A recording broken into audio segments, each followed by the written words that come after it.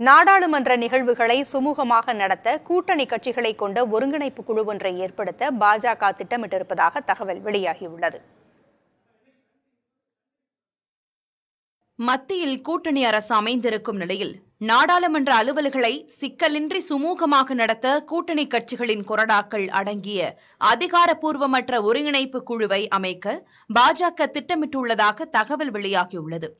இக்குழு நாடாளுமன்ற கூட்டத்தொடர்கள் செயல்பாட்டில் இருக்கும்போது இயங்கும் என்றும், பிரச்சினைகள் அடிப்படையில் இக்குழு கருத்தொற்றுமையை ஏற்படுத்தும் பணிகளில் ஈடுபடும் என்றும் எதிர்பார்க்கப்படுகிறது.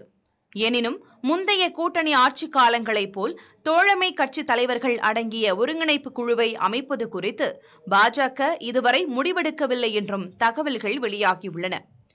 1990இல் VP சிங் தலைமையில் கூட்டணி அரசு அமைந்தபோது ஒவ்வொரு வாரமும் செவ்வாய்க்கிழமை தோழமை கட்சி தலைவர்களை இரவு விருந்தின் போது சந்திப்பதை VP சிங் வழக்கமாக வைத்திருந்தார்.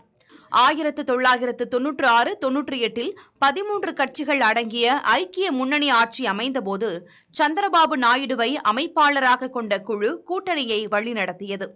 1998-99களில் வாஜ்பாய் தலைமையில் கூட்டணி ஆட்சி அமைந்தபோது அப்போதைய ஜார்ஜ் பெர்னாண்டஸை அமைப்பாளராக கொண்ட ஒருங்கிணைப்பு குழு கூட்டணியை வழிநடத்தி சென்றது. 2004இல் மன்மோகன் சிங் தலைமையில் அமைந்த கூட்டணி அரசில் காங்கிரஸ், இடதுசாரி கட்சிகளின் தலைவர்கள் கொண்ட ஒருங்கிணைப்பு குழு கூட்டணியை வழிநடத்தி சென்றது.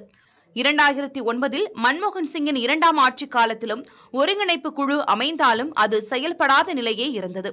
2014இல் மோடி தலைமையில் ஆட்சி அமைந்த போதும் கூட்டணி கட்சிகள் அடங்கிய ஒருங்கிணைப்பு குழு இருந்தது.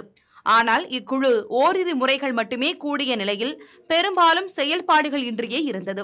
இந்நிலையில் இந்த முறை கூட்டணி ஆட்சி அமைந்திருக்கும் நிலையில் ஒருங்கிணைப்பு குழு வருமா என்ற கேள்வி எழுந்திருக்கிறது.